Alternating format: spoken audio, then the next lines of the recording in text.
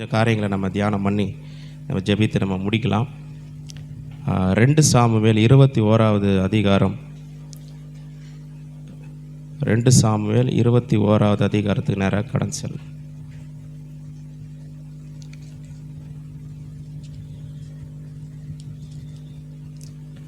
2 Samuel 21வது அதிகாரம் முதல் வசனத்தை வாசிக்கிறேன். தாவீதின் நாட்களில் 3 வருஷம் ஓயாத பஞ்சம் உண்டாயிருந்தது. அப்பொழுது தாவீது கர்த்தருடைய சமூகத்தில் விசாரித்தான். கர்த்தர் கிபியோனியரை கொன்று போட்ட சவுலுக்காகவும் இரத்த பிரியரான அவன் வீட்டாருக்காகவும் இது உண்டாயிற்று என்றார். அல்லேலூயா. தொடர்ந்து நம்ம தேவனுடைய வாக்குத்தத்தங்கள் என்ற தலைப்பில் தான் நம்ம என்ன பண்ணிகிட்டு இருக்கோம், தேவ செய்திகளை கொடுத்து கொண்டு வருகிறோம். அதில் பாருங்கள், 1வது வசனம் ஏற்கனவே வாசித்தது போல், தாவீது நாட்களில் 3 வருஷம் ஓயாத பஞ்சம் உண்டாயிருந்தது. 3 வருஷம். 3 வருஷத்துக்கு அப்புறம் தான் தாவீது என்கொயரே பண்ணுறாரு கர்த்தரிடத்தில். பஞ்சம் ஒரு 6 மாதத்தில் கேட்கல, 1 வருஷத்தில் கேட்கல. 1 வருஷமாக பஞ்சமாக தான் இருக்குது, 1.5 வருஷமாக பஞ்சமாக தான் இருக்குது, 2 வருஷமாக பஞ்சமாக தான் இருக்குது. சரி, இது மாறிடும் பார்த்தா மாறவே இல்லை. பஞ்சம் பாட்டுன்னு இருந்துக்கிட்டு தான் இருக்குது. எத்தனை வருஷம் ஆயிடுச்சு? 3 வருஷம். இப்போ ஒன்றும் புரியல தாவீதுக்கு. இது என்ன பஞ்சம், இது 3 வருஷமாக இருக்குது, கர்த்தர் இப்படி செய்ய மாட்டார். நம்ம கர்த்தர் ஆசீர்வதிக்கிற தேவன் தானே, இஸ்ரவேலை ஆசீர்வதிக்கிறது தானே நம்ம ஆண்டவர். எப்படி 3 வருஷம் பஞ்சம் வர்றதுக்கு எப்படி அனுமதிப்பார்? எங்கேயோ பிரச்சனை இருக்குது, எங்கேயோ ஒரு போராட்டம் இருக்குது அப்படின்னு சொல்லி அவர் யோசித்து ஜெபம் பண்ணுறார். கர்த்தர் இடத்துல விசாரிக்கும் போது கர்த்தர் பேசுகிறார். அதுக்கான காரணத்தை அவர் சொல்கிறார் பாருங்கள். கர்த்தருடைய சமூகத்தில் விசாரித்தான். தாவீது விசாரிக்கிறாரு. கர்த்தர் சொல்கிறார் பாருங்கள், கிபியோனியரை கொன்று போட்ட சவுலுக்காகவும் இரத்த பிரியரான அவன் வீட்டாருக்காகவும் இது உண்டாயிற்று. கிபியோனியரை சவுல் என்ன பண்ணிட்டானாமா? கொன்று போட்டான். கொன்று போட்டதுனால அந்த பஞ்சம் உண்டாயிருந்தது. அப்போது இஸ்ரவேல் ஜனங்க எவ்வளோ யுத்தம் பண்ணாங்க, எவ்வளோ பேர் கொன்று போட்டாங்க, எவ்வளோ பேர் மடித்து போனார்கள், இதெல்லாம் நடந்தது. அப்போல்லாம் வராத அதெல்லாம் கர்த்தர் காரணமாக காட்டாமல் இதை மாத்திரம் ஏன் காரணம் காட்டுறார்? அவங்கள ஏன் கொன்று போட்டது தேவன் ஒரு காரணமாக காட்டுறாருன்னா அதுக்கு பின்னாடி சில காரியங்கள் இருக்குது. அதை தான் இன்றைக்கி நம்ம பார்க்க போகிறோம். சகோதரன் கூட அதை பற்றி ரொம்ப பேசினார். இடையில அதை ரொம்ப முக்கியமான குறிப்பாக எடுத்து பேசினார். உடன்படிக்கைன்ற ஒரு டாபிக் எடுத்து பேசினார். உடன்படிக்கையும் வாக்குத்தத்தத்துக்கும் ரொம்ப சம்மந்தம் இருக்குது. அதனால தான் அதை எடுத்து பேசினார். உடன்படிக்கைக்கும் வாக்குத்தத்தத்துக்கும் ரொம்ப சம்மந்தம் இருக்குது. உடன்படிக்கை இல்லாமல் வாக்குத்தத்தம் இல்லை, வாக்குத்தத்தம் இல்லாமல் உடன்படிக்கை இல்லை. இதுக்கு ரொம்ப சம்மந்தம் இருக்குது. இதை உடன்படிக்கையெல்லாம் நம்ம கிறிஸ்தவர்கள் 100க்கு 99% அந்த உடன்படிக்கையை நினைக்கிறது இல்லை. ஆனால் என்ன யோசிக்கிறாங்க? வாக்குத்தத்தம் மட்டும் வாழ்க்கையில் நிறைவேறணும்னு யோசிக்கிறாங்க. உனக்கு விரோதமாய் உருவாக்கப்படும் எந்த ஆயுதமும் அது வாய்க்காமல் போகும். இது யாருக்கு சொன்னது? ஏன் சொன்னார்? எதனால் சொன்னார்? எப்படி இதை நம்ம சொல்கிறோம்? இதெல்லாம் யோசிச்சு பார்க்குறோம். இதெல்லாம் பின்னாடி போகணும். இது யாருக்கு சொன்னது? எந்த தீர்க்கதரிசி சொன்னது? யாருக்காக கொடுக்கப்பட்டது? யாருக்கும் சொல்லப்பட்டது. இன்றைக்கி நம்ம சொல்லிட்டுருக்கோம். நம்ம கூட ஏன் அதை சொல்கிறோம்? எல்லாரும் சொன்னாங்க, நானும் சொல்கிறாங்க, பாஸ்டர் சொன்னார், நானும் சொன்னாங்க. ஆனால் இதெல்லாம் கண்டுபிடிக்கணும். ஏன் நம்ம சொல்கிறோம்? ஏதோ ஒன்று நம்மளை சொல்ல வைக்குது. இந்த வசனத்தை சொல்வதற்கு ஏதோ ஒன்று நம்ம தகுதிப்படுத்தி இருக்கிறது.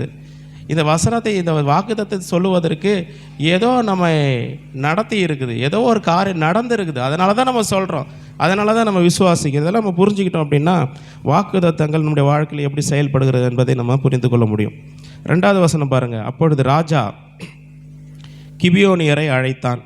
வாங்க அப்படின்னு சொல்லி கிபியோனியரை அழைக்கிறான். அவங்க ஒரு சமுதாயம், ஒரு தாழ்ந்த சமுதாயம் கூட சொல்லலாம். அந்த சமுதாயத்தினரை இவங்க கூப்பிடுறாரு தாவீது அழைப்பிச்சு. கிபியோனியரே, இஸ்ரவேல் புத்திரராக இராமல் எமோரியரில் மீதியாக இருந்தவர்கள் அவர்களுக்கு இஸ்ரவேல் புத்திரர் ஆணையிட்டு இருந்தும் சவுல் இஸ்ரவேல் புத்திரருக்காகவும் யூதாவுக்காகவும் காண்பித்த வைராக்கியத்தினால் அவர்களை வெட்ட வகை தேடினான். பாருங்கள், இவங்க ஒரு சின்ன ஒரு ஸ்மால் குரூப், இஸ்ரவேலர்கள் மத்தியில் வாழ்ந்த ஒரு சின்ன சமுதாயத்தினர் தான் யார்? இந்த கிபியோனியர்கள். இந்த கிபியோனியரை சவுல் ஏன் கொன்று போட்டான்னா, இஸ்ரவேல் மக்களுக்காக வைராக்கியம் பாராட்டி என்ன பண்ணிட்டான்? கொன்று போட்டான். ஆனால் ஒரு காரியத்தை அவன் மறந்து போயிட்டான். ஒரு காரியத்தை நிதானிக்கலை. ஒரு காரியம் அவனுக்கு பெருசாக படலை. என்ன காரியம் அப்படின்னா, இந்த கிபியோனியருக்கும் இஸ்ரவேலருக்கும் நடுவாக ஒரு உடன்படிக்கை பண்ணப்பட்டிருந்தது. உடன்படிக்கை பண்ணப்பட்டது. என்ன உடன்படிக்கைன்னா, எந்த ஒரு சூழ்நிலையிலும் எந்த ஒரு காலத்திலும் இஸ்ரவேலர்களாகிய நாங்கள் கிபியோனியராகிய உங்களை கொல்ல மாட்டோம், உங்களை உயிரோடு வைப்போம். எவ்வளோ யுத்தம் நடக்கலாம், எவ்வளோ காரியங்கள் நடக்கலாம், நாங்கள் என்ன பண்ண மாட்டோம், உங்களை கொல்ல மாட்டோம் அப்படின்ற ஒரு உடன்படிக்கை யோசுவா காலத்திலேயே செய்யப்பட்டது. அப்போது இந்த உடன்படிக்கை இப்போ சொல்ல முடியுங்களா? இல்லைங்க, எப்போயோ யாரோ செஞ்ச உடன்படிக்கை எங்களுக்கு எப்படிங்க ஞாபகம் கிடையாது. அந்த உடன்படிக்கை, செய்யப்பட்ட உடன்படிக்கை சந்ததி சந்ததியாக சொல்லப்பட வேண்டியது அவசியம். ஹல்லேலூயா. அதனால தான் பெற்றோர்கள் பிள்ளைகளுக்கு சில காரியங்கள் சொல்லிக் கொடுக்கணும். அந்த பிள்ளைகள் கற்றுக்கொண்ட அந்த பிள்ளைகள் அவர்களுடைய பிள்ளைகளுக்கு வழி வழியாக கர்த்தருடைய காரியங்களை, கர்த்தருடைய திட்டங்களை, கர்த்தருடைய உடன்படிக்கையை சொல்லிக் கொடுக்க வேண்டியது பெற்றோர்களுடைய கடமை, பெரியவர்களுடைய கடமை, முன்னோர்களுடைய முற்பிதாக்களுடைய கடமை. அதை தவறக்கூடாது. அப்போ இந்த உடன்படிக்கை இவர்கள் மீறினதுனால என்ன ஆயிடுச்சு? அங்கே பஞ்சம் உண்டாகிவிட்டது. ஹல்லேலூயா. உடன்படிக்கை மீறினா அங்கே பிரச்சனை வருதா இல்லைங்களா? வருது தான். சரி, அந்த சம்பவத்துக்கே போவோம். இந்த சம்பவம் நிறைய பேர் நம்ம படிச்சிருப்போம். தாவீது நாட்கள் 3 வருஷம் பஞ்சம் உண்டாயிடுச்சு அப்படின்லாம் நம்ம படிச்சிருப்போம். ஆனால் ஏன் உண்டாச்சு, எதனால் உண்டாச்சுன்னு சொல்லி ஞாயிற்றுக்கிழமை ஆராதனையில் பிரசங்கத்தை அவ்வளோ இதுவாக பண்ண முடியாது. ஏன்னா வேகமாக சொல்லிட்டு போயிடுவாங்க. ஆனால் இதை நம்ம இதுக்காகவே நேரத்தை நம்ம ஒதுக்கி இருக்கிறதுனால, இதுக்காகவே இந்த நாட்களை நம்ம குறித்து இருக்கிறதுனால அதுக்குள்ளெல்லாம் போய் நம்ம ஆழமாக அதை நம்ம பார்க்க முடியும். சரிங்களா? இப்போ நம்ம போயிடுவோம் பாருங்கள். யோசுவாவின் புத்தகம், அங்கே நடந்த சம்பவத்தை இங்கே அவர் ஆண்டவர் சுட்டி காட்டுறாரு. யோசுவாவின் புத்தகம் 9வது அதிகாரத்துக்கு போவோம். யோசுவா 9.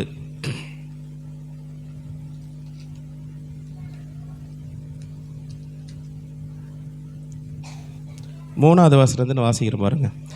எரிகோவுக்கும் ஆயிக்கும் யோசுவா செய்ததை கிபியோனின் குடிகள் கேள்விப்பட்ட போது, வந்துட்டாங்களா கிபியோனின் குடிகள், இவங்க என்ன பண்ணுறாங்க, இவங்க யோசுவாவும் அவங்க டீம் போகிறாங்க. அது இஸ்ரேல் ஜனங்கள்லாம் போய் சுற்றி இருக்கிற எல்லாம் எரிகோ ஜனங்களுக்கு செஞ்ச காரியம், ஆயிக்கு செஞ்ச காரியம் இதெல்லாம் கேள்விப்பட்டு இந்த கிபியோனர் பயந்து போயிட்டாங்க. ஐயோ ஐயோ, இவங்க சாதாரணமான ஆட்கள் இல்லை போல், இவங்க விட்டால் நம்மளையும் கண்டுபிடிச்சி, ஏன்னா நம்ம அந்த தேசத்தார் கிடையாது, அதனால் நம்மளை விடமாட்டாங்க.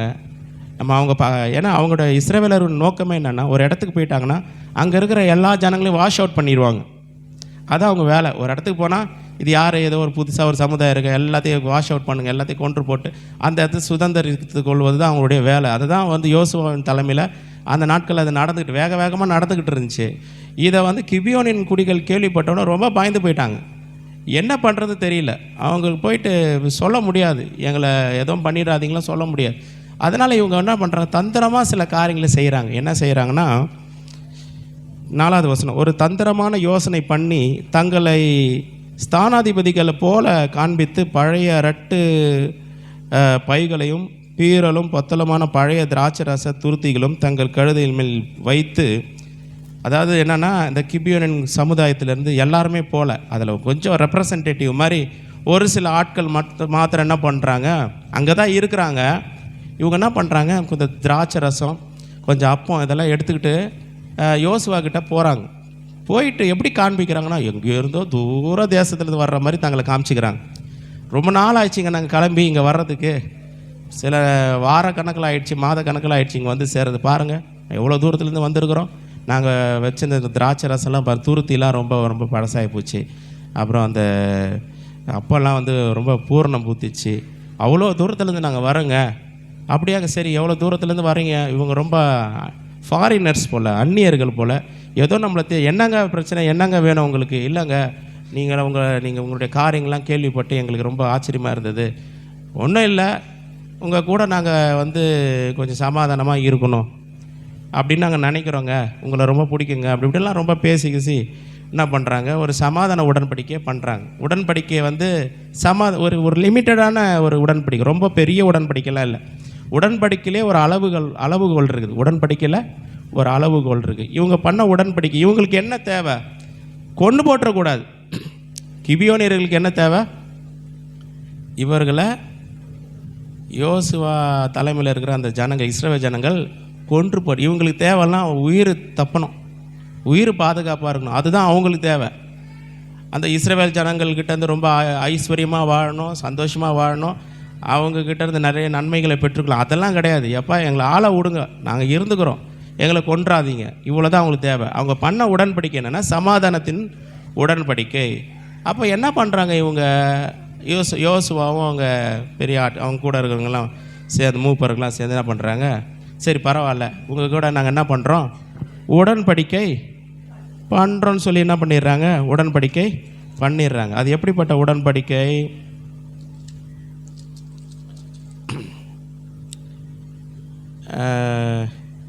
ஏழாவது வசனம் பாருங்கள்.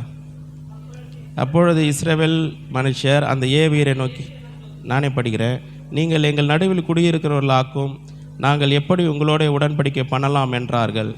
அவர்கள் யோசுவாவை நோக்கி, நாங்கள் உமக்கு அடிமைகள் என்றார்கள். அதற்கு யோசுவா, நீங்கள் யார், எங்கிருந்து வந்தீர்கள் என்று கேட்டான்.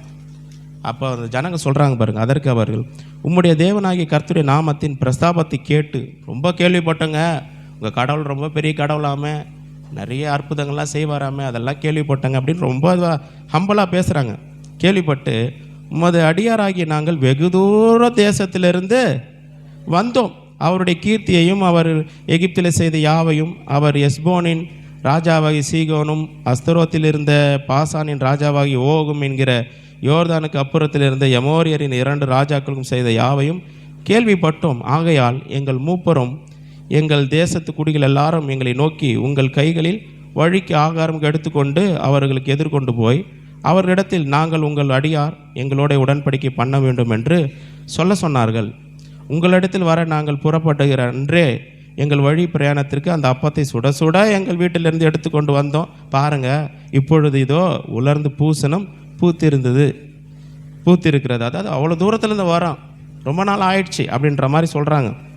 என்னென்னா தங்களை காண்பிக்கிறாங்க, தூர தேசத்துலேருந்து வர்ற மாதிரி காண்பிக்கிறாங்க. இங்கே இல்லைங்க, இந்த ஊருக்காரங்க இல்லைங்க, நாங்கள் தூரத்துலேருந்து வரோம், நம்ம கொஞ்சம் சமாதானமாக இருக்கலாமே, சும்மா உடன்படிக்கை பண்ணிட்டு போகலான்னு வந்தோங்க அப்படின்னு சொல்லி தங்களை காமிச்சிக்கிறாங்க.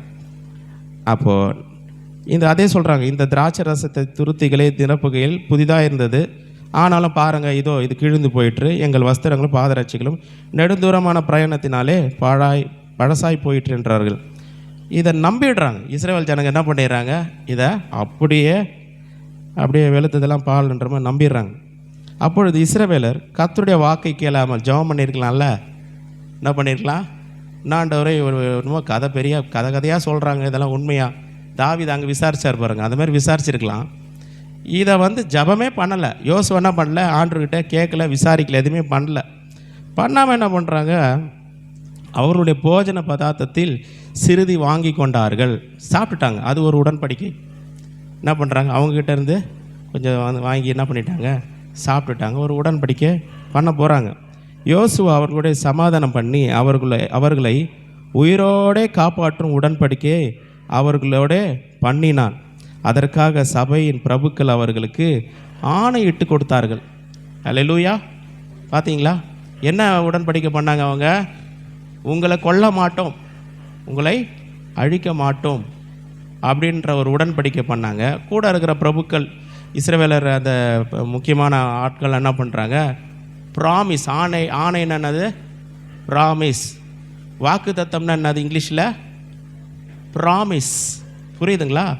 அப்போ வாக்கு தத்தம் எங்கேருந்து வருது, உடன்படிக்கையிலேருந்து வருது. உடன்படிக்கை இல்லாமல் ப்ராமிஸு வாக்கு தத்தம் இல்லை. அல்லேலூயா. நம்ம படிக்கிற எல்லா வாக்கு தத்தத்துக்கு முன்னாடி ஒரு உடன்படிக்கை இருக்கிறது. அந்த உடன்படிக்கை இல்லாமல் வாக்கு தத்தம் இல்லை.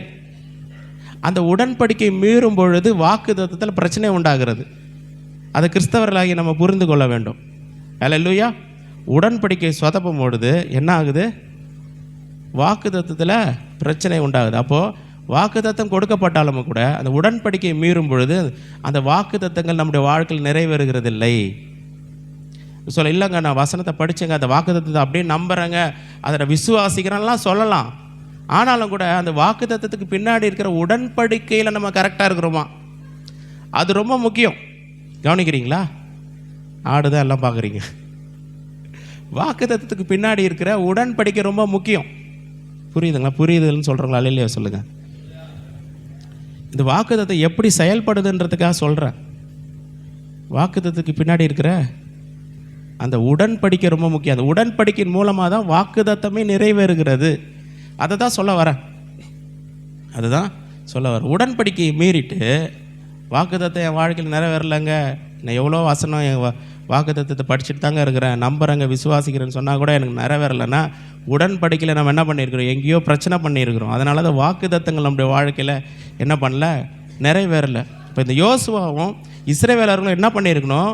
வழி வழியாக சந்ததி சந்ததியாக இஸ்ரவேல் புத்திரருக்கு சொல்லியிருக்கணும். என்னென்னா, நம்ம கிபியோனர்கிட்ட என்ன பண்ணியிருக்கிறோம்? ஒரு உடன்படிக்கை பண்ணியிருக்கிறோம். எந்த ஒரு சூழ்நிலை அவங்களால நமக்கு தொல்லைகள் வந்தாலும் பிரச்சனைகள் வந்தாலும் வேறு வழி கிடையாதுப்பா, கர்த்தருக்கு முன்பதாக என்ன பண்ணிட்டோம்? நம்ம உடன்படிக்கை பண்ணிட்டோம். அவர்களை கொல்ல மாட்டோம் என்கிற உடன்படிக்கை நம்ம பண்ணிட்டோம். அதை நம்ம உடன்படிக்கை பண்ணி வாக்குத்தத்தமே கொடுத்துட்டோம், ஆணையிட்டு கொடுத்துட்டோம், ப்ராமிஸ் பண்ணிட்டோம். நம்ம என்ன பண்ணக்கூடாது? அதை மீறக்கூடாது. அதை என்ன பண்ணக்கூடாது? மீறக்கூடாது. ஹல்லேலூயா. பாருங்கள், திருமணம் நடக்கும்போது கூட என்ன பண்ணுறாங்க? ப்ராமிஸ் பண்ணுறாங்களா? சில நேரம் வாக்குத்தத்தம் போது வெறும் பைபிள் தான் நம்ம வாக்குத்தத்தம் நினச்சிடறோம்ல. வாக்குத்தத்தத்துடைய அர்த்தம் ப்ராமிஸ். அப்படி தான் புரிஞ்சுக்கணும். வாக்குத்தத்தம்னா என்னது? ப்ராமிஸ். இப்போது திருமணம் நடக்குது. கணவன் மனைவி நிற்கிறாங்க. நிற்கும்போது என்ன பண்ணுறாங்க? திருமணம் என்பது ஒரு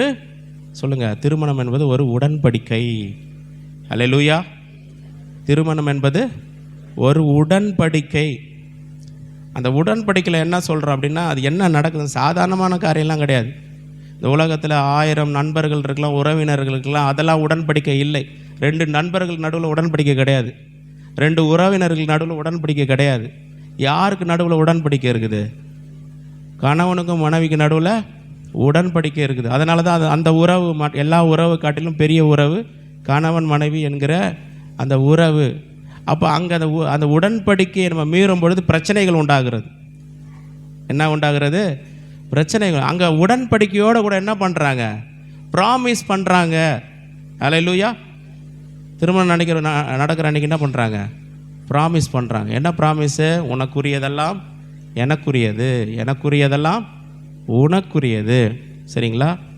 இன்பத்திலும் துன்பத்திலும் எல்லா சூழ்நிலை என்ன பண்ணுவேன்? ஆதரவாக இருப்பேன், நேசிப்பேன். இப்படிலாம் வாக்குத்தத்தம் கொடுக்குறாங்களா இல்லையா? இந்த வாக்குத்தத்தம் எதன் அடிப்படையில் உண்டாகுது? உடன்படிக்கையின் அடிப்படையில் உண்டாகிறது. அந்த உடன்படிக்கையை மீறும் பொழுது என்ன நடக்குது? அந்த வாக்குத்தத்தம் கூட என்ன ஆகிடுது? சில நேரங்களில் சொதப்புலாக அது மாறி விடுகிறது. ஹல்லேலூயா. அந்த உடன்படிக்கையில் உறுதியாக இருக்கணும். இது ஒரு உடன்படிக்கை, கர்த்தர் ஏற்படுத்தின உடன்படிக்கை. இந்த உடன்படிக்கைக்கு அகைன்ஸ்டாக நான் போக மாட்டேன். ஹல்லேலூயா. எந்த ஒரு சூழ்நிலையிலும் என் வார்த்தையின் மூலமாக, என்னுடைய எண்ணத்தின் மூலமாக, என்னுடைய உணர்வின் மூலமாக எந்த ஒரு சூழ்நிலையிலும் நான் என்ன பண்ண மாட்டேன்? இந்த உடன்படிக்கைக்கு அகைன்ஸ்டாக போகவே மாட்டேன். ஹல்லேலூயா. அதுதான் உடன்படிக்கை. அதுதான் மேரேஜ் என்பது ஒரு உடன்படிக்கை. ஆண்டவருக்கு முன்பதாக தேவனுடைய சன்னிதானத்தில் அவருடைய ப்ரெசன்ஸ்க்கு முன்னாடி நம்ம என்ன பண்ணுறோம்? உடன்படிக்கை நம்ம பண்ணுகிறோம். ஹல்லேலூயா. சிலர் என்ன பண்ணுறாங்க? அந்த உடன்படிக்கையை உடைக்கிறாங்களா இல்லைங்களா? சொல்லுங்க. உடைக்கிறார்கள். ஒரு கணவன் மனைவி இருக்கிறாங்கன்னு வச்சுங்க, தன்னுடைய மனைவி விட்டுட்டு என்ன பண்ணுறாங்க? வேறு யார் பின்னாடி என்ன பண்ணிடுறாங்க? போயிடுறாங்க. அது என்ன நடக்குது அங்கே? அந்த இடத்துல உடன்படிக்கையை பிரேக் பண்ணுறாங்க. உடன்படிக்கை பிரேக் பண்ணும் போது என்ன நடக்கும்? 2 சாமுவேலை நம்ம பார்த்தோம். கர்த்தர் சும்மா விடுவாருங்களா? விடவே மாட்டார். அங்கே நியாயாதிபதியாக இருந்து காரியங்களை செய்வார். ரொம்ப கஷ்டம். அந்த ஆத்துமா ஈடேறுவது ரொம்ப கஷ்டம். அப்படி தான் அந்த உடன்படிக்கையில் நிலைத்து இருக்கும் பொழுது, உடன்படிக்கையில் நிலைத்திருந்து, ஆண்டவரே நீர் சொன்ன அந்த உடன்படிக்கையில் நிலைத்து இருக்கிற ஆண்டவர், எனக்கு இதெல்லாம் செய்யுங்கன்னு சொல்லி கட்டளையே இடலாம். ஆண்டவருக்கு ஹல்லேலூயா. கட்டளையே இடலாம். அவருடைய கரங்களுக்கு நம்ம என்ன பண்ண முடியும்?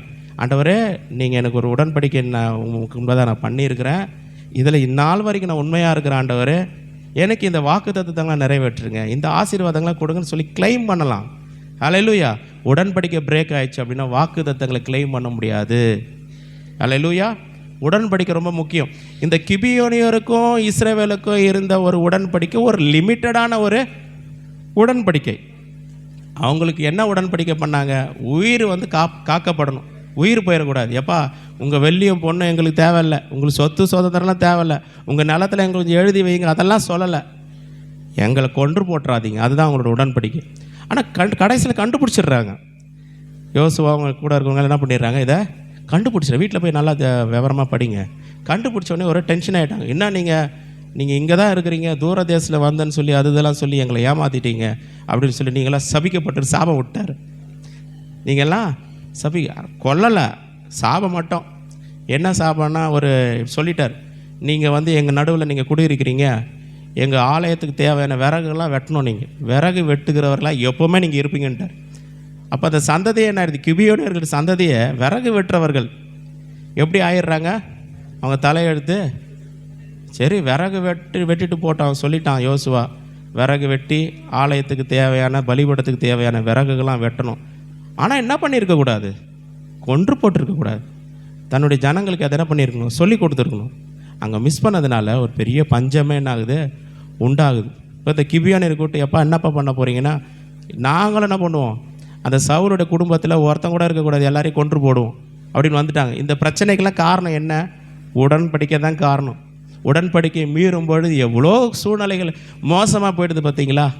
அப்புறம் என்ன சொல்கிறேன், நம்ம என் வாழ்க்கையில் பாருங்கள், நான் சர்ச்சுக்கு தாங்க போகிறேன், எல்லாம் தாங்க பண்ணுறேன், ஆனால் பாருங்கள் எவ்வளோ பெரிய பிரச்சனை வந்துச்சு, வியாதி வந்துச்சுங்க, அது வந்துச்சுங்க. ஏன் வந்துச்சு? உடன்படிக்கை மீறுறதன் மூலமாக சில பிரச்சனைகள் வந்துடும் வாழ்க்கையில், ஒன்றும் பண்ண முடியாது. ஆனால் உடன்படிக்கைகள் நிலைத்திருக்கும் பொழுது ஆண்டவர் நம்ம கொடுத்துருக்க அந்த வாக்குத்தத்தங்களை என்ன பண்ண முடியும், சுதந்திரித்து கொள்ள முடியும், அதை கிளைம் பண்ண முடியும், அதை கேட்க முடியும். கிபியோனியருக்கும் இஸ்ரேவேலுக்கும் நடுவாக இருந்த அந்த உடன்படிக்கை ஒரு லிமிட், அதை விட கொஞ்சம் எக்ஸ்ட்ரா கொஞ்சம் போவோம். அதை விட கொஞ்சம் எக்ஸ்ட்ரா போனோம்னா ஆபிரகாமுக்கும் தேவனுக்கும் ஒரு உடன்படிக்கை உண்டாகுது. ஆபிரகாமுக்கும் தேவனுக்கும் ஒரு உடன்படிக்கை உண்டாகுது. ஆண்டவர் முன்னாடியே வாக்குத்தத்தெல்லாம் கொடுக்குறாரு. அவனை அழைக்கும் போது என்ன பண்ணுறாரு, வாக்குத்தத்தை கொடுக்குறாரு, நீ வா அப்படின்றாரு.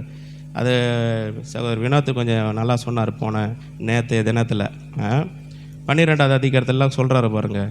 கர்த்தர் ஆபிரகாமை நோக்கி, நீ உன் தேசத்தையும் உன் இனத்தையும் உன் தகப்பனுடைய வீட்டையும் விட்டு புறப்பட்டு நான் உனக்கு காண்பிக்கும் தேசத்துக்கு போ.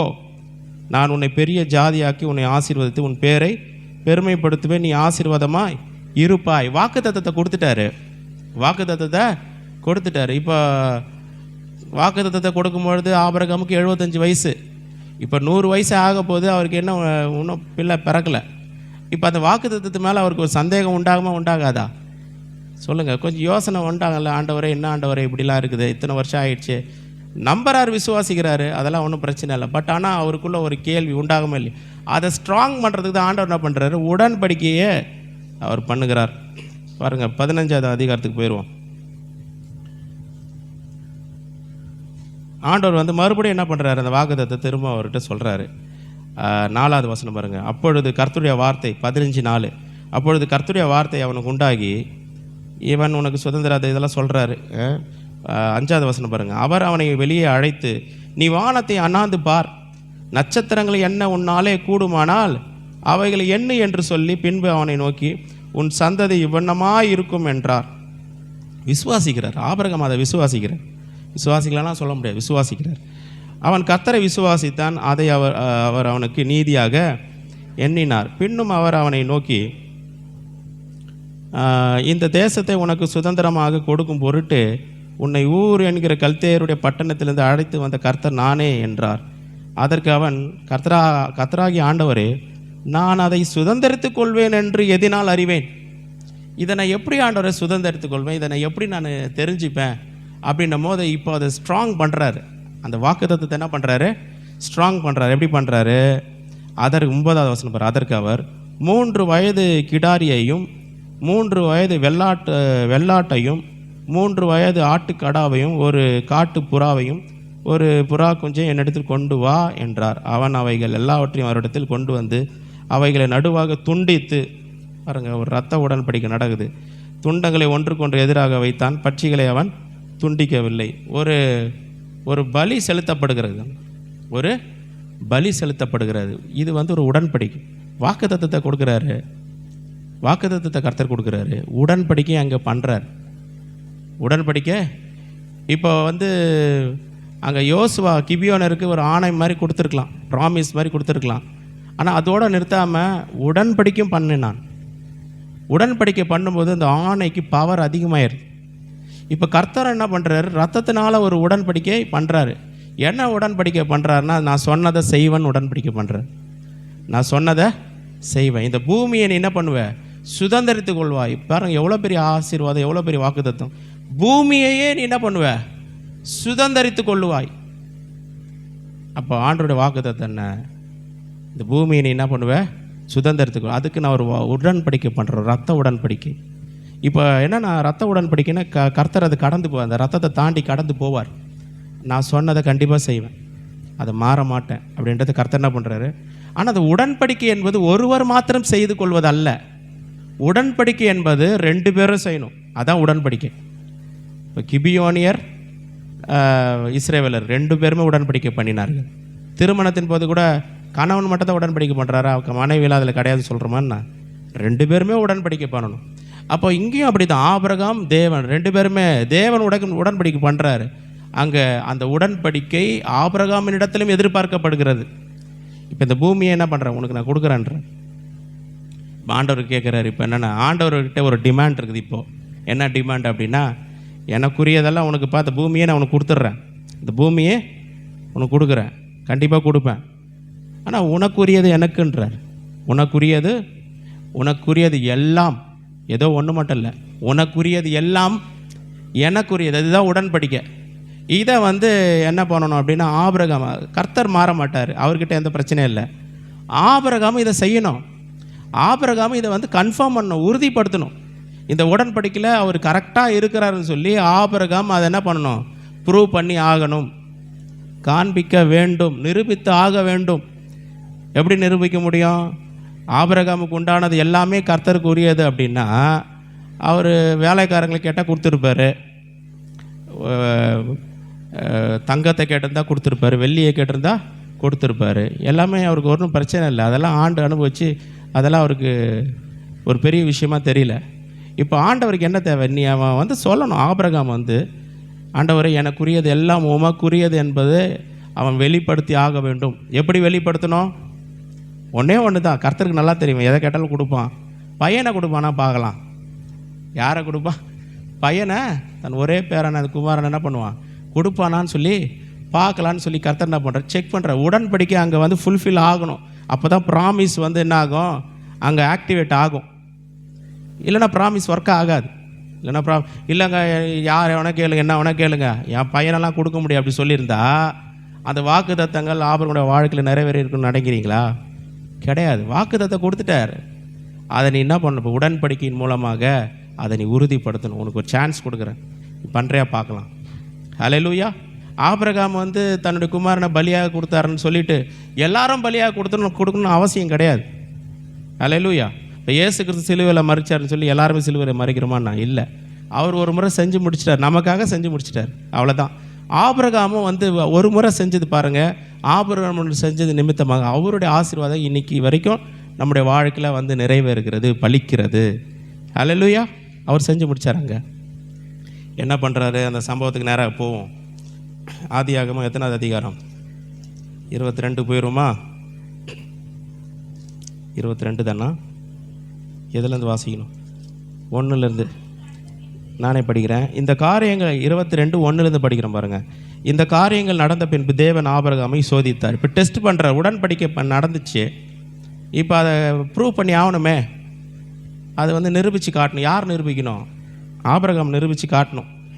எப்படி எனில் அவர் அவனை நோக்கி ஆபிரகாமே என்றார். அவன் இதோ அடியேன் என்றான்.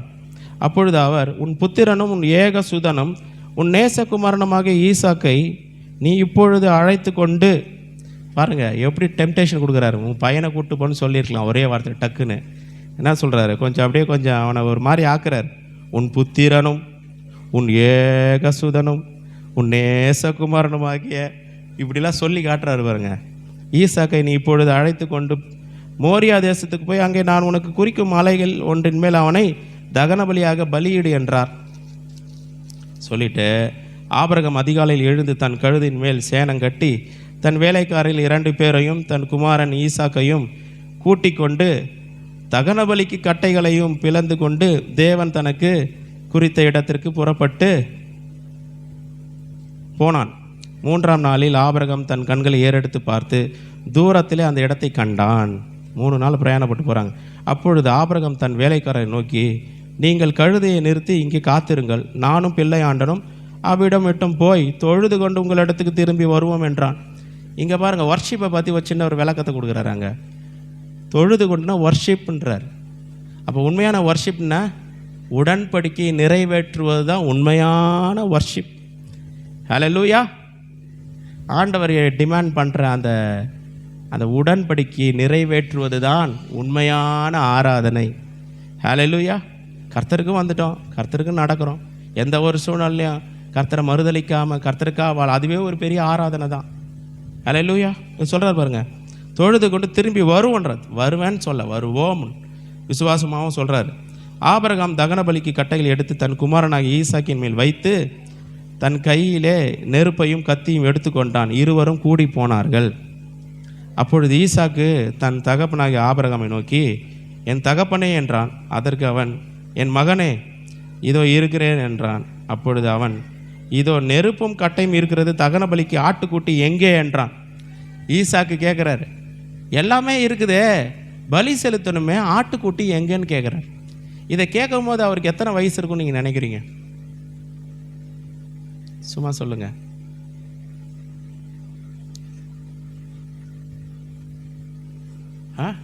இல்லை, அவர் வயசு அங்கே போடலை, இருந்தாலும் நீங்களே இமேஜின் தப்பாக ஆக முடியாதுல்ல. 13 வயசா? வேற யாருன்னா சொல்லுங்க. புரியல. 8 இல்லை 9 வயசு.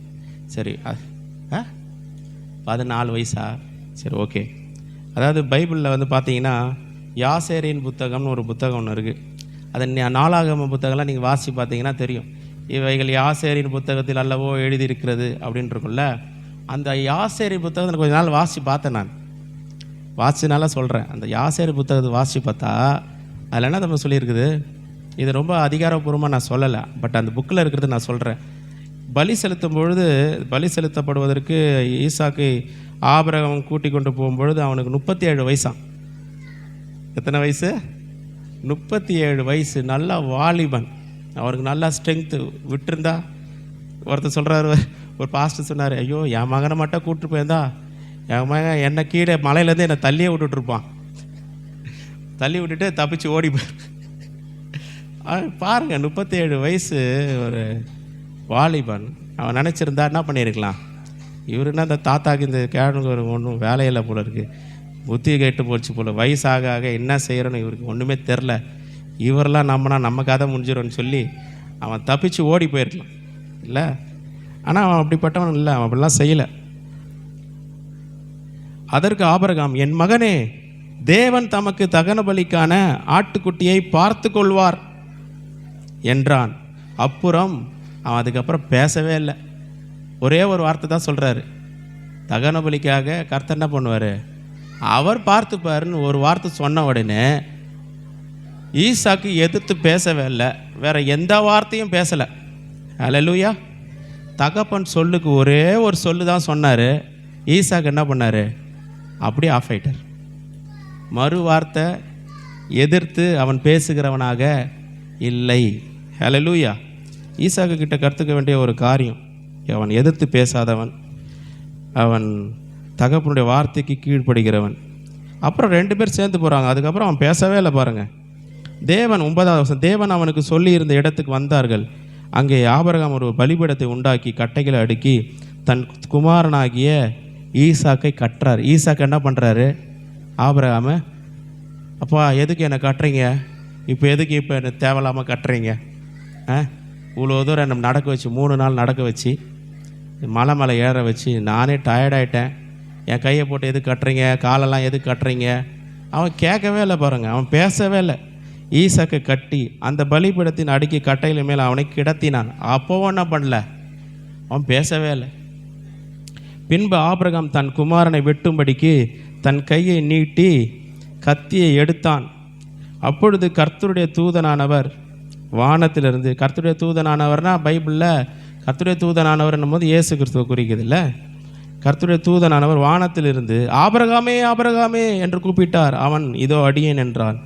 அப்பொழுது அவன், பிள்ளையாண்டன் மேல் உன் கையை போடாதே, அவனுக்கு ஒன்றும் செய்யாதே.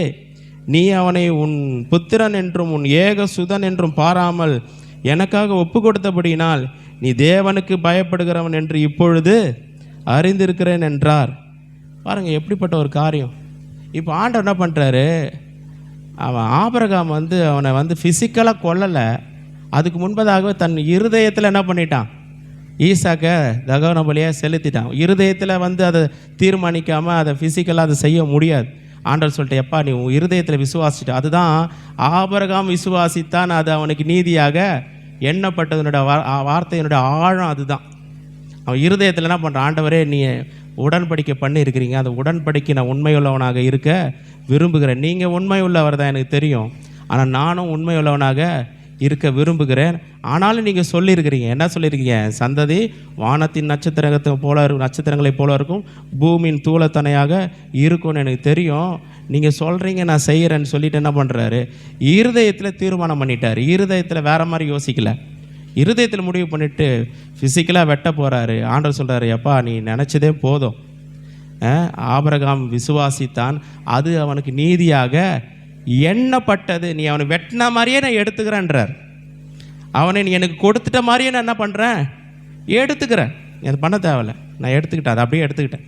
நீ பலி செலுத்தின மாதிரி எடுத்துக்கிட்டேன், நீ தகன பலி செலுத்தின மாதிரி எடுத்துக்கிட்டேன், எனக்காக கொடுத்துட்டு நான் எடுத்துக்கிட்டேன். உன்னுடையதெல்லாம் எனக்குரியது என்று உனக்கு எண்ணம் உண்டாயிடுச்சுன்னு சொல்லி நான் என்ன பண்ணுறேன், இப்பொழுது நம்புகிறேன் அப்படின்னு சொல்லிட்டு மறுபடியும் அதே வாக்குத்தத்தங்கள் திரும்பவும் என்ன பண்ணுறாரு. ஆபிரகாம் தன் கண்களை ஏறெடுத்து பார்க்கும்போது இதோ பின்னாக புதரிலே தன் கொம்புகள் சிக்கி கொண்டிருந்த ஒரு ஆட்டுக்கடாவை கண்டான். பாருங்கள் எப்படி நடக்குதுங்க பாருங்கள். ரெண்டு பேரும் உடன்படிக்கை இருக்குது. ஆபிரகாமுக்கும் தேவனுக்கும் நடுவாக உடன்படிக்கை இருக்குது. மாறி மாறி தங்களுடைய இருதயத்தை வெளிப்படுத்துகிறாங்க பாருங்கள். ஆபிரகாம் தன்னுடைய இருதயத்தை வெளிப்படுத்த, ஆண்டவரே நான் அதிகமாக நேசிக்கக்கூடியது என் பையன்தான், அவனே நான் பண்ணுறேன், உமக்காக நீங்கள் கேட்டீங்கன்னு சொல்லி உமக்காக கொடுத்துட்டேன். நானாக வாலண்டரி, நீங்கள் கேட்டீங்க, உமக்கு தேவைப்படுதுன்னு கேட்டீங்க, நான் கொடுக்குறேன். அப்போ எனக்குரியது எல்லாம் உமக்குரியது, நீங்கள் கேட்டால் நான் கொடுப்பேன், அவ்வளோதான். என்கிட்ட இருக்குது, நான் வச்சிட்டு இருக்குது எல்லாமே உமக்குரியது தான். ஆனால் நீங்கள் கேட்கும் போது நான் கொடுக்குறேன், நீங்கள் கேட்கும் போது நான் கொடுக்குறேன். இப்போது நம்ம ஒரு பைக் இருக்குது, நம்ம நண்பருக்கு பைக் இல்லைன்னு சொல்லி என்ன பண்ணுறோம், அவர் நம்மக்கிட்ட வாங்கிட்டு போகிறார் வைங்க, கொடுக்குறோன்னு வைங்க, அவர்கிட்ட தான் இருக்குது. ஒரு வாரம் ஓட்டுறாரு, 10 நாள் ஓட்டுறாரு, யார் பொருள் அது, நம்முடைய பொருள். ஆனால் அவர் என்ன பண்ணிகிட்டு இருக்காரு, நண்பர் அதை அதனுடைய ஆசீர்வாதங்களை அவர் அனுபவிச்சுக்கிட்டு இருக்கிறாரு. ஆனால் நான் இப்போ என்ன பண்ணுறேன், எப்பா எனக்கு கொஞ்சம் என் பைக் கொஞ்சம் கொடுப்பா, கொஞ்சம் தேவைப்படுதுன்னு கேட்கும் போது என்ன பண்ணுறாரு, அவரை ரெக்கக்னைஸ் பண்ணி, அப்பா இது உங்களுக்கு தான், நீங்கள் கொடுத்து தான், தாராளமாக எடுத்துகிட்டு போங்கன்னு சொல்லும் போது அதை என்ன பண்ணுற, ரெக்கக்னைஸ் பண்ணுற, இது என்னது கிடையாது, இது உங்களது. ஹல்லேலூயா. நீங்கள் பிள்ளையை கொடுத்தீங்க, இந்த பிள்ளை என்னுடைய பிள்ளை இல்லை, உங்கள் பிள்ளை, இந்த பிள்ளையை உமக்காக நான் பெற்றிருக்கிறேன். இந்த பைபிளில் இருக்கிறது, இந்த பிள்ளையை யாருக்காக பெற்றிருக்கிறேன், உமக்காக பெற்றிருக்கேன். இந்த பிள்ளையை நீங்கள் கேட்டால் கொடுப்பேன். ஹல்லேலூயா. என்கிட்ட இருக்கிற காரியத்தை நீங்கள் கேட்டால் கொடுப்பாண்டவர், அதான் உடன்படிக்கை. என்கிட்ட இருக்க எதனா நீங்கள் கேட்டிங்கன்னா அதை நான் கொடுப்பேன், இல்லைன்னு சொல்ல மாட்டேன், இது என்னதுன்னு சொல்ல மாட்டேன், இது என்னுடையதுன்னு சொல்ல மாட்டேன். கேட்டால் கொடுப்பேன், சொன்னால் செய்வேன், அதுதான் உடன்படிக்கை. கர்த்தர் சொல்கிறத நான் செய்ய மாட்டேன், என் இஷ்டமாக தான் நடப்பேன் அப்படின்னு சொல்லிட்டு வாக்குத்தத்தத்தை பக்கம் வந்துடவே கூடாது. ஹல்லேலூயா. இதுதான் கர்த்தர் சொல்கிறத நான் செய்வேன், சொல்லுவேன், அவர் எதிர்பார்க்குற காரியங்கள் நிறைவேற்றுவேன், அவருடைய வழிகளில் நடப்பேன், அந்த உடன்படிக்கை நிறைவேற்றுவேன். இப்போ வாக்குத்தத்தத்துக்கு நான் சுதந்திரவாளியாக மாறி விடுகிறேன், ஆட்டோமேட்டிக்காக மாறிடுறேன். தன்னுடைய இருதயத்தை அவர் வெளிப்படுத்துகிறார் பாருங்க, தன் ஆண்டவருக்கு நேராக. ஆண்டவர் சும்மா விடுவார், அவர் மட்டும் என்ன பண்ணுவார், அவருடைய இருதயத்தை அதுக்கு முன்னாடியே வெளிப்படுத்தி வச்சிருக்கிறாரு, ரெடி பண்ணிட்டார். எப்பா நீ இவ்வளோ காரியம் பண்ண, இதுக்கு முன்னாடியே நான் ஏற்கனவே திட்டம் பண்ணிட்டேன். உன் பையனை கொல்லணுன்றது எனக்கு நோக்கம் இல்லை, உன் பையனை தகன பலியாக செலுத்த வேண்டும் என்பது என்னுடைய நோக்கம் இல்லை, உன் இருதயம்தான்ப்பா எனக்கு வேணும். மனுஷனை முகத்தை பார்க்கிறான், கர்த்தரோ இருதயத்தை பார்க்குறேன். உன் இருதயம்தான்ப்பா எனக்கு வேணும், உன் இருதயத்தில் நான் இருக்கிறேன்னா எனக்கு தேவை, அதுதான் எனக்கு வேணும். உன் இருதயத்தில் எனக்காக நீ எல்லாத்தையும் செய்வியா, அதை நான் அறிந்து கொள்ள விரும்புகிறேன், எனக்கு அதுதான் தேவை, அதுதான் உடன்படிக்கை. ஆனால் அதுக்கு முன்பதாகவே பலிக்காக நான் என்ன பண்ணிட்டேன், ஒரு காட்டு கடாவே என்ன பண்ணிட்டேன், ஆட்டுக்குட்டி பெருசா, ஆட்டு கடா பெருசா? கடா தான் பெருசு. கரெக்டாக எனக்கு தெரியல, எனக்கு டவுட்டாக இருக்குதா கேட்குறேன். ஆட்டு கடா தான் பெருசா?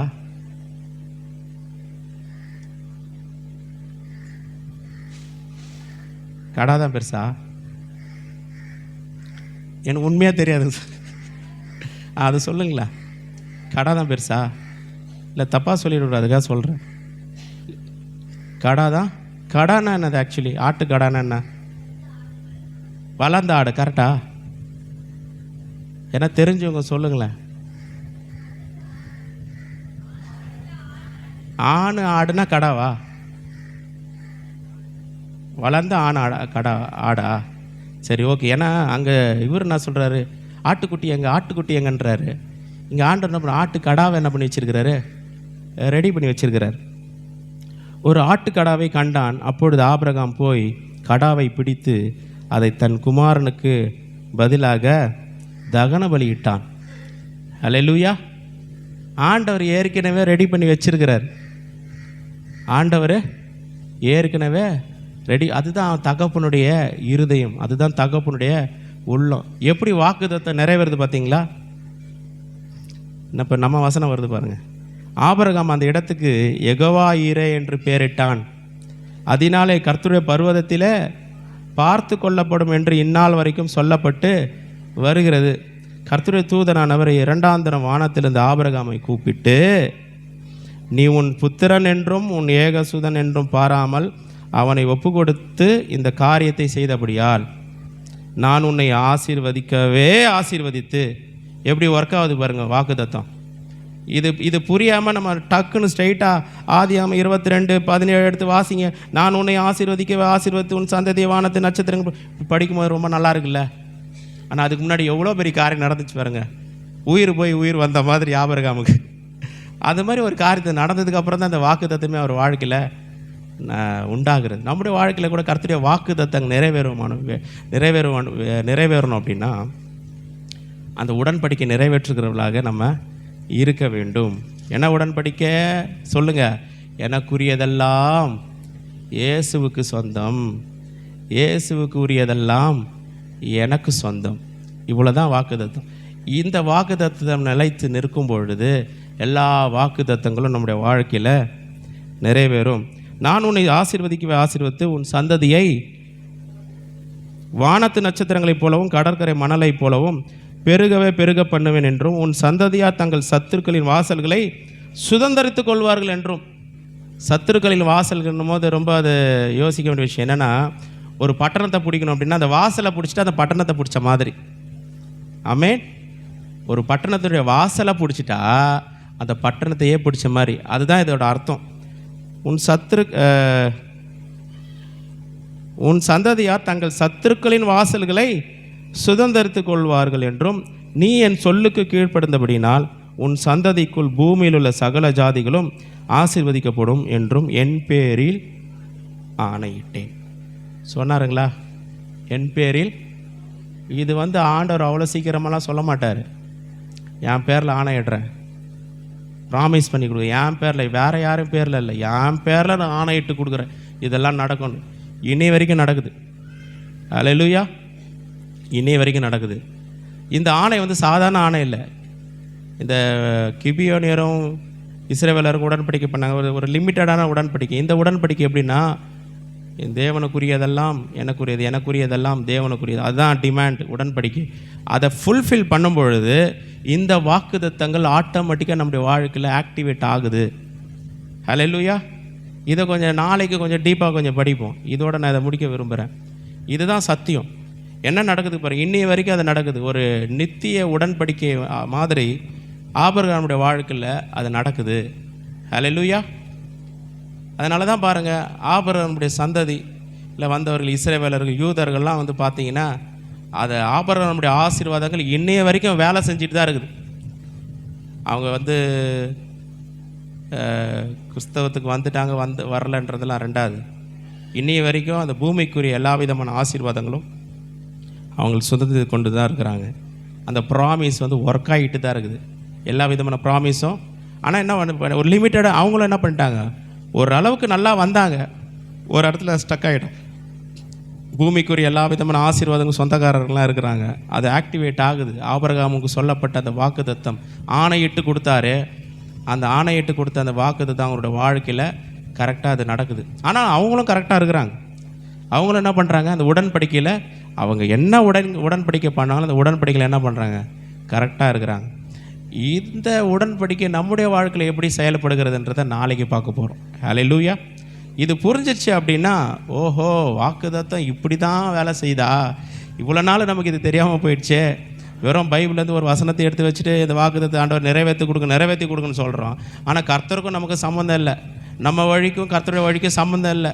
கர்த்தரை தேடுறதில்ல, ஜபிக்கிறதில்ல, பாடுறதில்ல, துதிக்கிறதில்ல, எதுவுமே இல்லை. அவரோட வழிகள் இல்லை, அவரோட கூட இல்லை.